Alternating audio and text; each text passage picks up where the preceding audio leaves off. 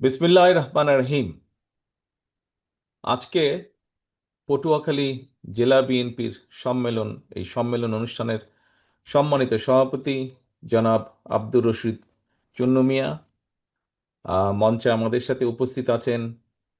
এই অনুষ্ঠানের উদ্বোধক জনাব আব্দুল আউল মিন্টু উপস্থিত আছেন আমাদের সাথে, আলতাফ হোসেন সাহেব, এছাড়াও মোশাররফ আকন, কুদ্দুস, নান্নু সহ মামুন সহ বিভিন্ন নেতৃবৃন্দ উপস্থিত আছেন। আর আমার সামনে উপস্থিত আছেন আজকের অনুষ্ঠানের কাউন্সিলর বৃন্দ, ডেলিগেট বৃন্দ, পটুয়াখালী জেলার বিভিন্ন জায়গা থেকে আগত বিএনপি সহ সকল অঙ্গ সহযোগী সংগঠনের প্রিয় নেতা কর্মী সহকর্মী বৃন্দ, আসসালামু আলাইকুম। আজকে বহুদিন পরে আপনাদের সাথে আবার কথা বলার সুযোগ হয়েছে, সেই জন্য আল্লাহর দরবারে শুকরিয়া আদায় করছি। প্রিয় সহকর্মীবৃন্দ, আপনারা এর মধ্যে অনেক বক্তা, বিভিন্ন নেতৃবৃন্দ তাদের বক্তব্য রেখেছেন। এই বক্তব্যের মাধ্যমে আমরা অনেক কিছু জানতে পেরেছি, অনেক অবস্থান, অনেক বিভিন্নভাবে নেতৃবৃন্দ তাদের বক্তব্যে তুলে ধরেছেন। একটি রাজনৈতিক দল, একটি রাজনৈতিক দলের বেশ কিছু গুরুত্বপূর্ণ কাজ থাকে যখন একটি রাজনৈতিক দল তৈরি হয়। তার মধ্যে অন্যতম একটি কাজ হলো নিজের সংগঠনের ভিত্তিকে শক্তিশালীভাবে তৈরি করা, নিজের সংগঠনের ভিত্তিকে জনগণের মধ্যে নিয়ে যাওয়া, মানুষের মধ্যে নিয়ে যাওয়া। যেভাবে আমরা আমাদের নীতি আদর্শ, দেশ নিয়ে আমরা কি চিন্তা ভাবনা করি, দেশের মানুষকে নিয়ে আমরা কি চিন্তা ভাবনা করি, দেশের ভবিষ্যৎ সন্তান যারা, ভবিষ্যৎ প্রজন্ম যারা, তাদের শিক্ষা নিয়ে কি আমরা চিন্তা করি, আমরা কিভাবে চিন্তা করি আজকের সন্তান, আগামী দিনের যারা ভবিষ্যৎ, তারা বড় হয়ে কি করবে, তাদের কর্মসংস্থান কি হবে।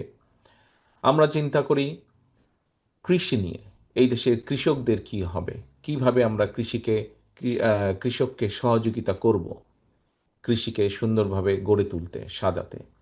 আমরা কিভাবে দেশের আইন শৃঙ্খলাকে ঠিকভাবে সংগঠিত করব যাতে মানুষ শান্তিতে থাকতে পারে, দেশের বিচার ব্যবস্থা কি হবে। অর্থাৎ একটি রাজনৈতিক দল যারা দেশের জন্য, দেশের মানুষের জন্য রাজনীতি করে, তারা তাদের এই কথাগুলো, এই বার্তাগুলো তারা মানুষের কাছে নিয়ে যেতে চায়, নিয়ে যায় তারা। ঠিক যেভাবে আপনারা বিভিন্ন সময় শহীদ জিয়ার 19 দফা, দেশনেত্রী খালেদা জিয়ার ভিশন 2030 এবং সর্বশেষে বাংলাদেশ জাতীয়তাবাদী দল, এবং একই সাথে বিগত 15টা বছর অত্যাচার নির্যাতনের মুখে থেকেও আমাদের সাথে যে রাজনৈতিক দলগুলো একসাথে থেকে রাজপথে আন্দোলন করেছি, আমরা সকলের সম্মিলিত প্রয়াসের মাধ্যমে যে আমরা 31 দফা উপস্থাপন করেছি দেশের সামনে, দেশের মানুষের সামনে, এই কথাগুলো 31 দফার নিয়ে আমরা যাই মানুষের কাছে। অর্থাৎ একটি সংগঠন তাদের এই দফা হোক অথবা তাদের নীতি আদর্শ হোক, সেগুলো মানুষের সামনে উপস্থাপন করে, নিয়ে যায়। এবং এই নিয়ে যেতে হলে, উপস্থাপন করতে হলে আপনার নেতা দরকার, কর্মী দরকার, অর্থাৎ সংগঠন দরকার। আজকে আমরা সকলে এখানে একত্রিত হয়েছি। সংগঠনের কতগুলো পর্যায় থাকে। সংগঠনকে যখন ধীরে ধীরে আস্তে আস্তে নিচে থেকে আমরা গড়ে তুলি, তৃণমূল থেকে আমরা যখন গড়ে তুলি, তারপরে একটি জায়গায় এসে একটি আনুষ্ঠানিকতার মাধ্যমে একটি পর্যায় শেষ করতে হয়, নতুন একটি অধ্যায় শুরু করতে হয়। আমরা সেরকম একটি পর্যায় শেষ করে আজকে একটি নতুন অধ্যায় শুরু করতে যাচ্ছি এই সম্মেলনের মাধ্যমে। প্রিয় সহকর্মীবৃন্দ, আজকের এই সম্মেলন, এই সম্মেলনটি আহ, বিভিন্ন কারণে বিলম্বিত হয়েছে। এই সম্মেলনটা আমাদের আরো আগে হওয়ার কথা ছিল। আন্দোলন সংগ্রাম বিভিন্ন কিছুর কারণে যেভাবেই হোক বিলম্বিত হয়েছে। কিন্তু আমরা সবচেয়ে বড় যেটি আমাদের অর্জন, তারপরেও নেতাকর্মীরা সুশৃঙ্খল থেকে, নেতাকর্মীরা ধৈর্য ধারণ করে, দলের প্রতি কমিটমেন্ট রেখে, আমরা যে একটি গঠনতান্ত্রিক প্রক্রিয়ায় বিশ্বাস করি সেটি প্রমাণ করে, আমরা যে গণতান্ত্রিক প্রক্রিয়ায় বিশ্বাস করি সেটি প্রমাণ করে আজকে এই 1511 জন কাউন্সিলর একত্রিত হয়েছেন একটি সিদ্ধান্ত দেওয়ার জন্য, যে আগামী 2 বছর সাংগঠনিক মেয়াদ, যেটা 2 বছর পর্যন্ত কারা পটুয়াখালী জেলাতে দলকে পরিচালনা করবেন, সেই দায়িত্ব আমরা কারো কারো কাছে আজকে হস্তান্তর করব এই 1511 জন কাউন্সিলরের মাধ্যমে। প্রিয় সহকর্মীবৃন্দ, আমরা সবসময় একটি কথা বলি যে বিএনপির সকল রাজনৈতিক ক্ষমতার উৎস জনগণ। সহকর্মীবৃন্দ, এই কথাটি আমাদেরকে শিখিয়ে দিয়ে গেছেন, আমাদেরকে বলে দিয়ে গেছেন কে? শহীদ রাষ্ট্রপতি জিয়াউর রহমান, আমাদের দলের প্রতিষ্ঠাতা এই কথাটি বলে গেছেন আমাদেরকে। এবং এই কথাটি সর্বাঙ্গে যে সত্য সেটি আমরা জানি, সেটি আমরা বুঝি, সেটি আমরা বহুবার দেখেছি। প্রিয় সহকর্মীবৃন্দ, সেজন্যই এই যে কিছুক্ষণ আগে একটি কথা বললাম যে আমরা আমাদের দলের নীতি, আদর্শ, উদ্দেশ্য, লক্ষ্য, আমাদের ভবিষ্যৎ পরিকল্পনা, এই কথাগুলো শুধু আমরা আমাদের মাঝে রাখলে তো চলবে না, আমাদেরকে নিয়ে যেতে হবে জনগণের কাছে। আজকে আজকে যেমন আপনারা এখানে কাউন্সিলর বৃন্দ একত্রিত হয়েছেন, আপনারা কাউন্সিলর বৃন্দ এখানে একত্রিত হয়েছেন কেন? আপনারা আগামী, একটু আগে যে বললাম, আগামী 2 বছর এই সাধারণত আমাদের সাংগঠনিক গঠনতন্ত্র অনুযায়ী সাংগঠনিক মেয়াদ হচ্ছে একটি জেলা কমিটির 2 বছর। আগামী 2 বছর পর্যন্ত আপনারা কাদেরকে দল পরিচালনার দায় দায়িত্ব দেবেন? ঠিক একইভাবে দেশের প্রেক্ষাপটে যদি আমরা বিবেচনা করি, তাহলে আমাদের কাউন্সিলর কারা? কাউন্সিলর হচ্ছে, দলের পক্ষ থেকে যদি আমরা চিন্তা করি, কাউন্সিলর হচ্ছে সামগ্রিকভাবে দেশের জনগণ। বিশেষ করে এই যে আগামী নির্বাচন যেটি হবে, আমাদের যে প্রত্যাশিত, বাংলাদেশের মানুষের যে প্রত্যাশিত যে নির্বাচনের দাবি, একটি নিরপেক্ষ নির্বাচনের দাবি, 2008 সালের পর থেকে বাংলাদেশ জাতীয়তাবাদী দল সহ আরও কিছু রাজনৈতিক দল, গণতান্ত্রিক দেশপ্রেমিক রাজনৈতিক দল করে আসছিল। এরকম একটি প্রত্যাশিত নির্বাচন আমরা আশা করছি আগামীতে। সেই প্রত্যাশিত নির্বাচনে ইনশাল্লাহ আল্লাহর রহমতে সেই নির্বাচন অনুষ্ঠিত হলে সেই ক্যামেরাম্যান যে ক্যামেরার পিছে আছেন, দয়া করে আমার কাউন্সিলররা যেখানে আছে ওনাদেরকে দেখাবেন। পটুয়াখালী শহরে আমি পরে দেখব, আপাতত আমি আমার কাউন্সিলরদেরকে দেখতে চাই, নেতাকর্মী যারা আছে তাদেরকে দেখতে চাই। ক্যামেরাটা দয়া করে বাইরে নেবেন না, যেখানে যেখানে আমাদের নেতাকর্মীরা আছেন সেইখানের মধ্যে আপাতত সীমাবদ্ধ রাখেন ক্যামেরাকে। ধন্যবাদ। এখন সহকর্মীদের যেই কথাটি বলছিলাম সেটা হচ্ছে যে আমাদের কাউন্সিলররা হচ্ছেন সারা দেশে এই আগামী যে প্রত্যাশিত নির্বাচন, এই নির্বাচনে প্রায় 12.5 কোটি ভোটার, 12.5 কোটি ভোটার, 12 কোটিরও প্রায় 12.50 কোটি মতন কম বেশি ভোটার হবে। অর্থাৎ আমরা যদি চিন্তা করি, তাহলে শুধু পটুয়াখালী জেলাতে যেরকম 1511 জন আজকে কাউন্সিলর, আমরা যদি সামগ্রিকভাবে চিন্তা করি, তাহলে আগামী প্রত্যাশিত নির্বাচনে বাংলাদেশ জাতীয়তাবাদী দল, সামগ্রিকভাবে বাংলাদেশ জাতীয়তাবাদী দল, এটির কাউন্সিলরের সংখ্যা হচ্ছে 12.50 কোটি। এখন প্রিয় সহকর্মীবৃন্দ, এই 12.50 কোটি যে আমাদের কাউন্সিলর, তাদের কাছে আমাদেরকে যেতে হবে, তাদের কাছে আমাদেরকে যেতে হবে, তাদের কাছে গিয়ে আমাদেরকে তুলে ধরতে হবে যে আমরা দেশের জন্য, তারা যদি, বাংলাদেশের মানুষ যদি আগামী নির্বাচনে বাংলাদেশ জাতীয়তাবাদী দল, আপনার, আমার, আমাদের সকলের যে দল বিএনপি সংক্ষেপে, এই দল দেশের মানুষের দেওয়া দায়িত্ব যদি পায়, তাহলে আমরা কি কি করব? আমরা কৃষির জন্য কি কি করব? দেশের কৃষকদের জন্য আমরা কি কি করব? আমরা দেশের শিক্ষার্থীদের জন্য কি কি করব? আমরা দেশের নারীদের জন্য কি কি করব? আমরা দেশের শিক্ষা ব্যবস্থা কি কি করব? আমরা দেশের আগামী প্রজন্মের তরুণদের জন্য, যুবকদের জন্য কর্মসংস্থানের ব্যবস্থা কি করব? আমরা দেশের স্বাস্থ্য ব্যবস্থা কি করব দেশের মানুষের জন্য? আমরা এই দেশের কম বেশি বিচার ব্যবস্থা কেমন হবে? এই দেশের আইন শৃঙ্খলা কেমন হবে? এই কথাগুলো, সকল কথাগুলো পৌঁছে দিতে হবে দেশের মানুষের কাছে। এর ভিতরে 31 দফার আমরা বিভিন্ন জেলা পর্যায়ে প্রোগ্রাম করেছি। আপনারা পত্রপত্রিকায় দেখেছেন আমাদের নেতাকর্মীরা এসছে কেন্দ্র থেকে, তারা তুলে ধরেছে। এই যে এখানে আজকে মোশাররফ আমাদের উপস্থিতি আছে, প্রশিক্ষণ বিষয়ক সম্পাদক মোশাররফ সহ আরও নেতৃবৃন্দ বিভিন্ন জেলায় গিয়েছেন। আমরা তুলে ধরেছি বিভিন্ন পর্যায়ে, কেন্দ্র থেকে শুরু করে জেলা পর্যায় পর্যন্ত, এখনো বাকি আছে সব আমাদের সেশনে। কিন্তু এই অনুষ্ঠানগুলো আপনাদেরকে খেয়াল করতে হবে এই বিষয়গুলো যখন আমরা বলি, কারণ এখানে একটি কারণ আছে। কি কারণটি?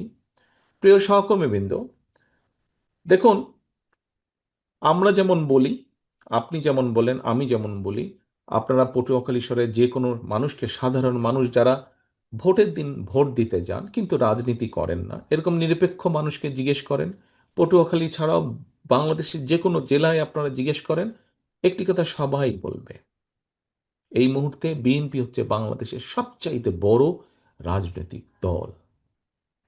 এই কথায় কোনো সন্দেহ আছে কারো?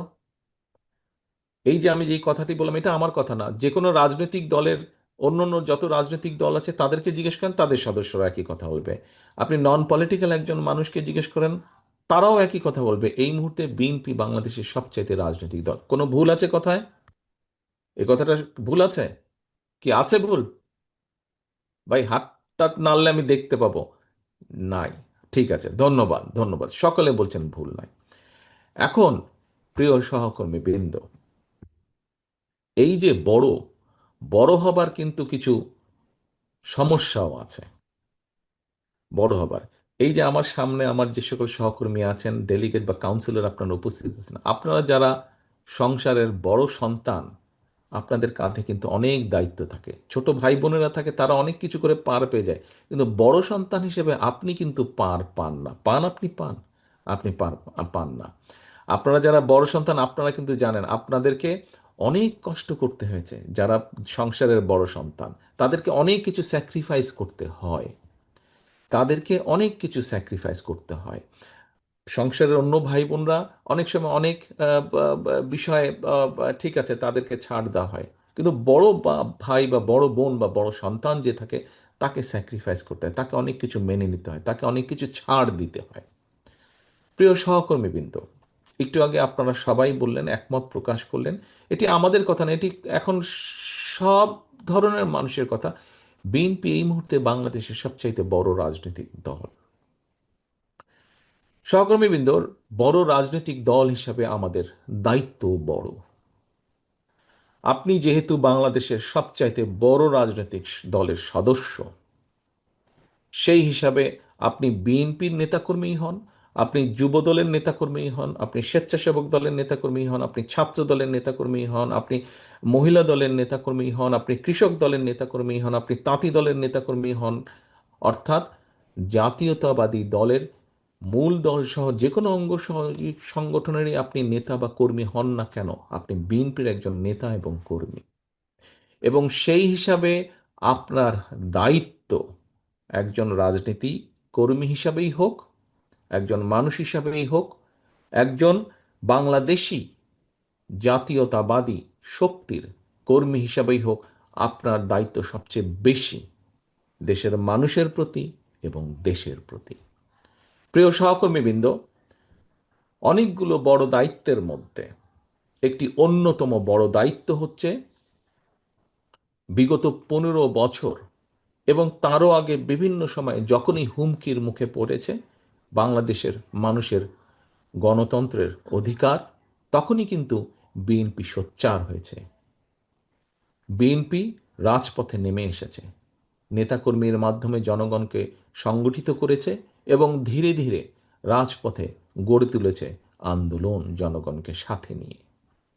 প্রিয় সহকর্মীবৃন্দ, আমরা আমাদের বহু সহকর্মীরা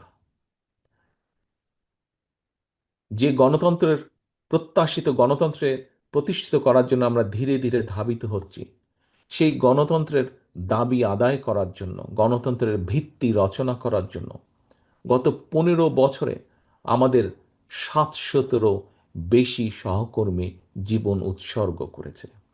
আমাদের হাজার হাজার নেতাকর্মী বিভিন্নভাবে পঙ্গুত্ব বরণ করেছে। আমাদের বহু নেতাকর্মী তাদের বহুজনকে হারিয়েছে, বহু অত্যাচারিত নির্যাতিত হয়েছে। আজকে আপনারা এখানে 1511 জন যেই কাউন্সিলর আছেন, এর বাইরেও বহু নেতাকর্মী, ডেলিগেট আছেন। আমার তো মনে হয় এখানে বোধহয় এমন কোনো মানুষ উপস্থিত নেই যার নামে না হলেও মিনিমাম একটা মিথ্যে মামলা নেই। এখানে নিশ্চয়ই প্রায় প্রত্যেকটি মানুষের নামে মিথ্যে মামলা আছে। এই যে পতিত পলাতক যে স্বৈরাচার, তার আমলে এই মিথ্যে মামলা দেওয়া হয়েছে।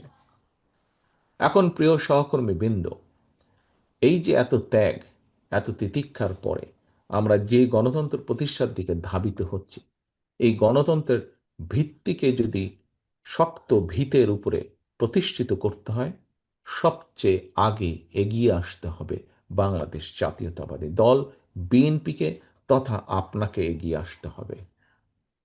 আজকে বিএনপি যদি এগিয়ে আসে, বিএনপি যদি গণতন্ত্র প্রতিষ্ঠার জন্য সব রকম উদ্যোগ গ্রহণ করে, ইনশাল্লাহ ভবিষ্যতে এই বাংলাদেশে গণতন্ত্রের ভিত শক্তিশালী হবে। প্রিয় সহকর্মীবৃন্দ,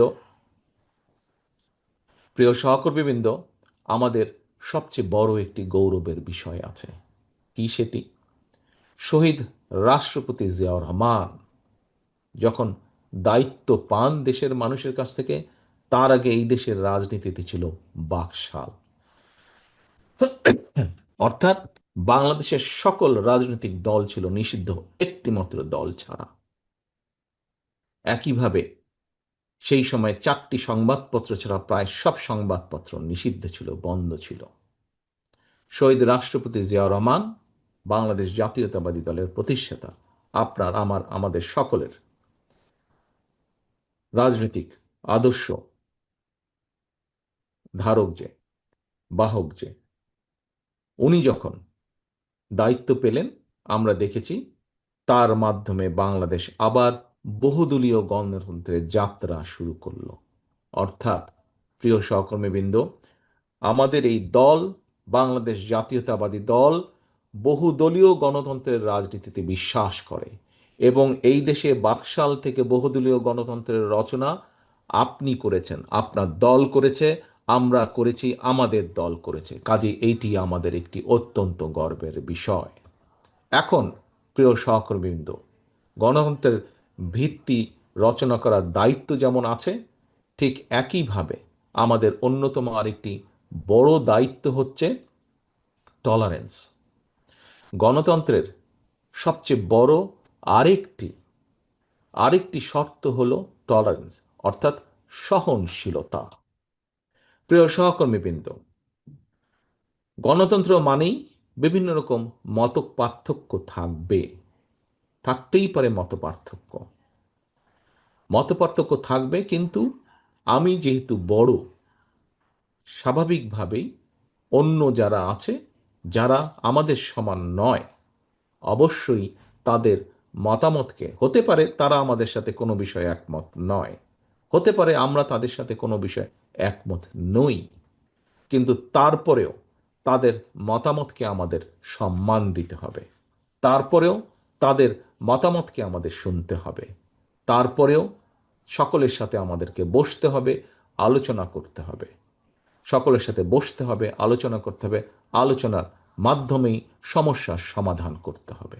আপনারা দেখেছেন আপনারা দেখেছেন বর্তমান অন্তর্বর্তীকালীন সরকার রিফর্ম বা সংস্কার, দেশের রাজনীতিতে সংস্কারের বিভিন্ন কতগুলো উদ্যোগ গ্রহণ করেছে। এই উদ্যোগগুলোর মধ্যে অনেকগুলো বিষয় আছে। বাংলাদেশে স্বৈরাচারের সময় সবচেয়ে প্রথমে সংস্কার প্রস্তাব বাংলাদেশ জাতীয়তাবাদী দল আমরাই দিয়েছিলাম, যে কথা একটু আগে আমি বক্তব্যের শুরুতে বলেছি। বিভিন্ন বিষয়, যেই বিষয়গুলো নিয়ে বিভিন্ন রিফর্মের চেষ্টা করা হচ্ছে, এইগুলোর প্রস্তাব কিন্তু আজকে থেকে প্রায় 2.5 বছর আগে আমাদের দল বিএনপি, বাংলাদেশ জাতীয়তাবাদী দল, দেশের মানুষের সামনে উপস্থাপ করেছিল। বহু দলের সাথে সরকারের গঠিত রিফর্ম কমিটি যারা আছেন, তারা বাংলাদেশের আরো অনেকগুলো রাজনৈতিক দল, বিএনপিকে যেরকম ডেকেছে, অন্যান্য রাজনৈতিক দলকেও তারা বলেছে। সব রাজনৈতিক দলের সাথে যে আমাদের রাজনৈতিক আদর্শ এক বা একই রকম তা নয়। অন্যান্য রাজনৈতিক দলের প্রত্যেকের তাদের নিজস্ব নিজস্ব তাদের আদর্শ আছে, লক্ষ্য আছে, উদ্দেশ্য আছে। আমাদের আদর্শ, লক্ষ্য, উদ্দেশ্য আছে। তাদের অনেকের সাথে আমাদের পার্থক্য আছে। কিন্তু আপনারা দেখেছেন, পত্র পত্রিকায় দেখেছেন, কিছু কিছু পত্র পত্রিকা বা কিছু কিছু নিউজ মিডিয়া হয়তো বলার চেষ্টা করছে যে রিফর্ম কমিটিতে বিএনপি মানছে না।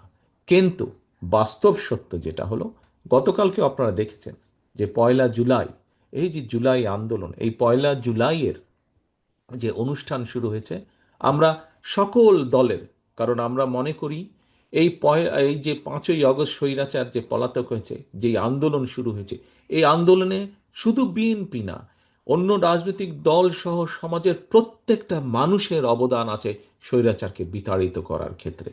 এবং সে কারণেই আমরা সকল রাজনৈতিক দল সহ বিভিন্ন মানুষকে নিয়ে গতকাল একটি অনুষ্ঠান করেছিলাম। সেই অনুষ্ঠানেও কিন্তু আমাদের দলের নয়, অন্য দলের নেতৃবৃন্দও কিন্তু বলেছেন, যারা এই রিফর্ম কমিটিতে যান, যারা আলোচনা করেন, তারা তাদের অবস্থান থেকেও কিন্তু অন্য দলের নেতৃবৃন্দও কিন্তু বলেছেন বিএনপি অনেক বিষয়ে অনেক ছাড় দিয়েছে। কারণ নেতৃবৃন্দ, আমরা অনেক বিষয়ে অনেক ছাড় কেন দিয়েছি? কারণ আমরা মনে করি যে ঠিক আছে, ঠিক আছে, আমরা দৃঢ়ভাবে বিশ্বাস করি বাংলাদেশের অধিকাংশ মানুষ, অধিকাংশ জনগণ, ওই যে 12,50,00,000 যে কাউন্সিলের কথা বলেছি, সেই কাউন্সিলরদের অধিকাংশ কাউন্সিলর আমাদের পক্ষে ইনশাল্লাহ থাকবেন, আমাদের পক্ষে ইনশাল্লাহ তারা রায় দিবেন। এটি হচ্ছে আমাদের সবচেয়ে বড় শক্তি।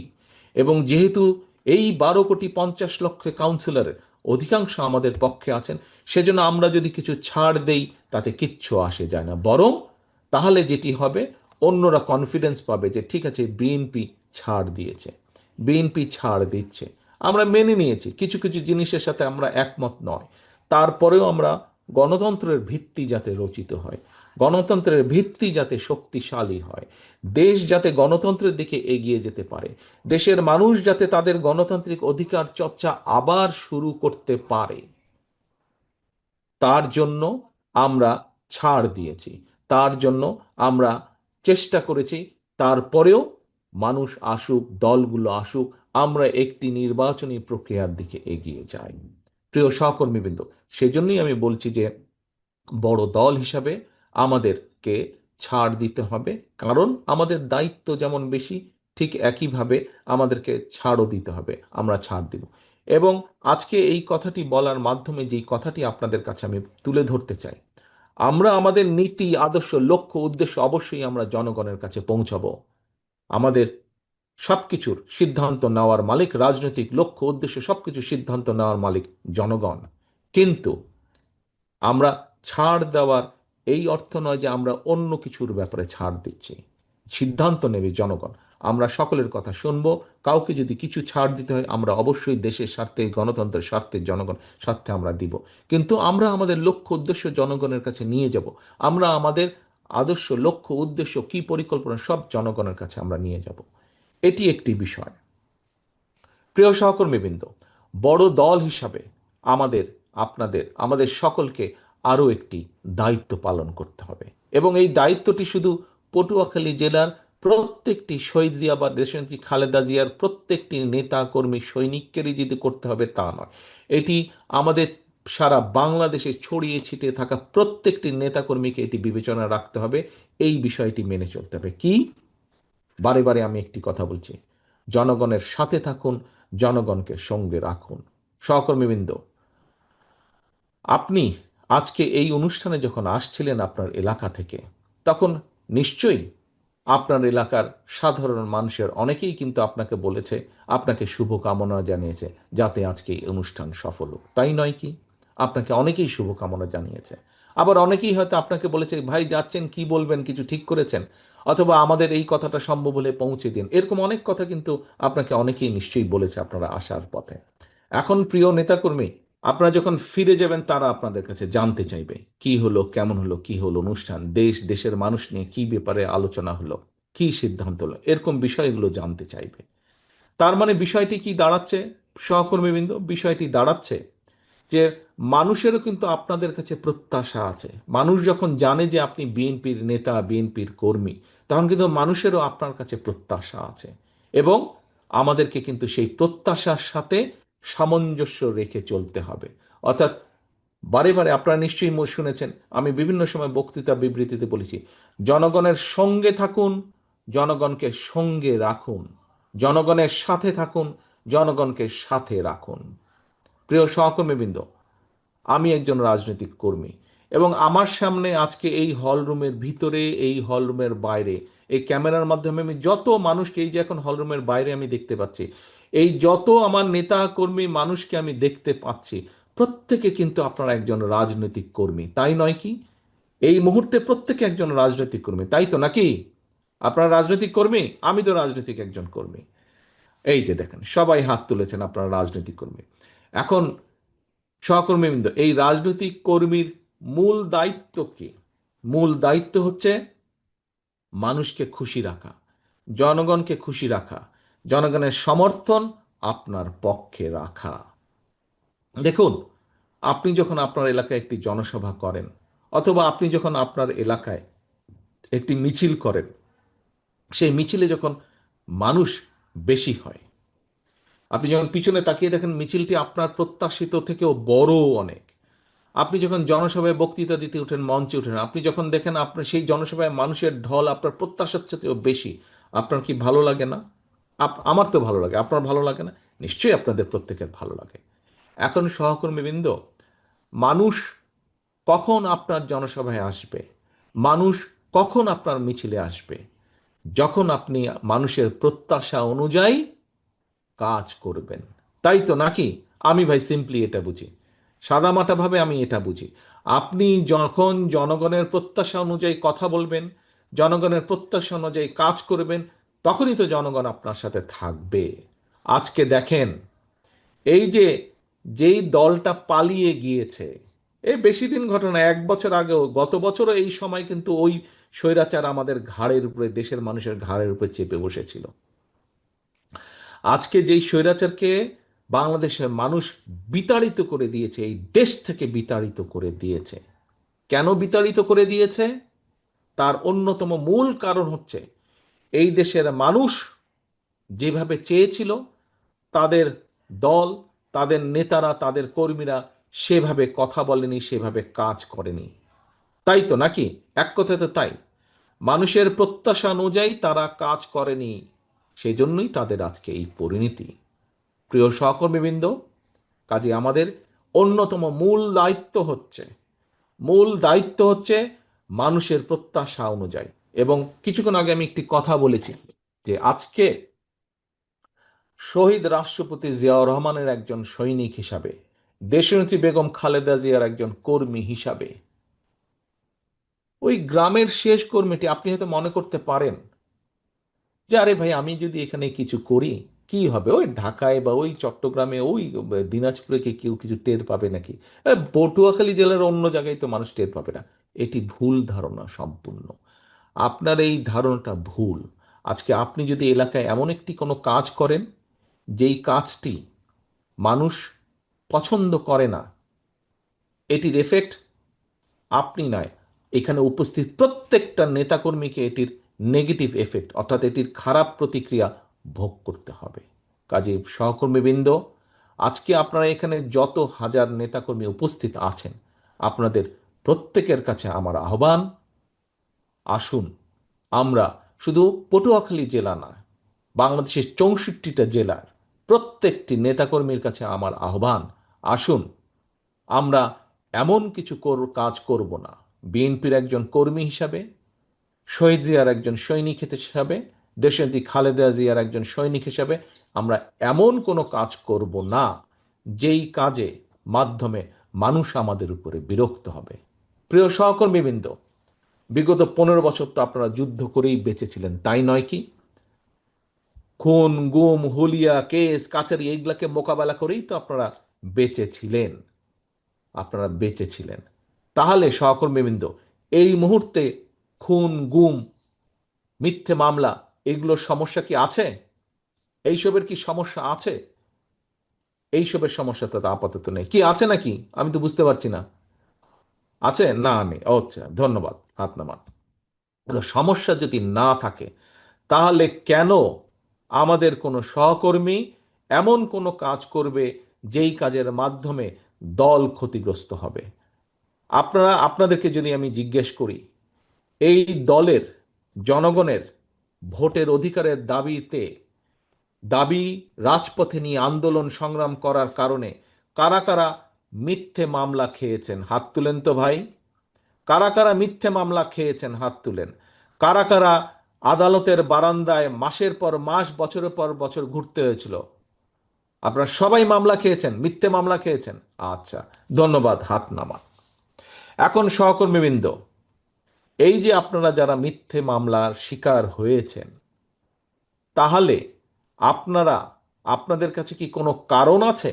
আপনি বছরের পর বছর আদালতের বারান্দায় গিয়েছেন, অনেক সময় দেখা গেছে কেসের এমন একটা ডেট পড়েছে সেদিন আপনার দলের অথবা পারিবারিক কোনো একটা গুরুত্বপূর্ণ বিষয় আছে যেখানে আপনার থাকতে হবে, কিন্তু আপনি থাকতে পারছেন না, আপনার কষ্ট হচ্ছে, সমস্যা হচ্ছে, বাধ্য হয়ে আপনাকে কোর্টে যেতে হচ্ছে। এরকম পরিস্থিতি হয়েছিল না? এরকম সিচুয়েশন হয়েছিল না? এরকম অনেকের জীবনে এরকম পরিস্থিতি হয়েছে। তাহলে সহকর্মীবৃন্দ, আপনি যদি দেখেন আপনার পাশে একজন আপনার কোনো সহকর্মী বা অন্য কোনো মানুষ এমন কোনো কাজ করছে যেটি আপনার দলকে ক্ষতিগ্রস্ত করবে, সর্বোপরি আপনাকে ক্ষতিগ্রস্ত করবে, আপনার উপরে মানুষের আস্থা নষ্ট হয়ে যাবে, বিশ্বাস নষ্ট হবে, কারণ মানুষ জানে আপনি বিএনপির কর্মী। অন্য একটা লোক, আপনার অন্য কোনো সহকর্মী এমন একটা কাজ করবে যেই কাজে মানুষের আস্থা আপনার উপর নষ্ট হবে, আপনি কি সেটি করতে দিতে পারেন? সেটি কি করতে দেওয়া উচিত হবে? সেটি কি কারো করতে, না, উচিত হবে না। যদি সেটি হয়, তাহলে কেন আমাদের এত লক্ষ লক্ষ নেতাকর্মী এই অত্যাচার নির্যাতনের শিকার হলো? কেন আমাদের হাজারো নেতাকর্মী খুনের শিকার হলো? তাহলে তাদের আত্মদান্ত কি বৃথা যাবে না আজ?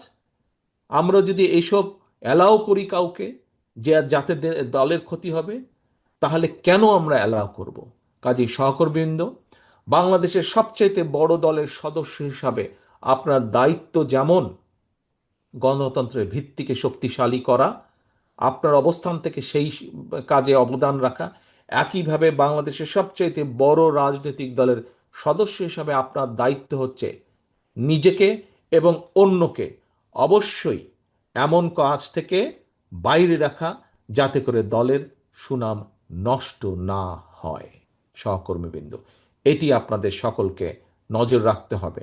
এই দায়িত্ব আজকে আমি, এই পবিত্র দায়িত্ব আপনাদের এখানে উপস্থিত প্রত্যেকটি সহকর্মীকে আজকে এটা দিয়ে যাই, দায়িত্ব দিয়ে এখান থেকে যেতে চাই। এই দায়িত্ব আপনার, আমাদের সকলের, আপনার আমাদের সকলের এই দায়িত্ব। দলের সুনামকে যে কোনো মূল্যে আমাদেরকে দলের সুনামকে ধরে রাখতে হবে। যারা সুনাম নষ্ট করে তাদেরকে কোনো রকম প্রশ্রয় দেওয়া যাবে না।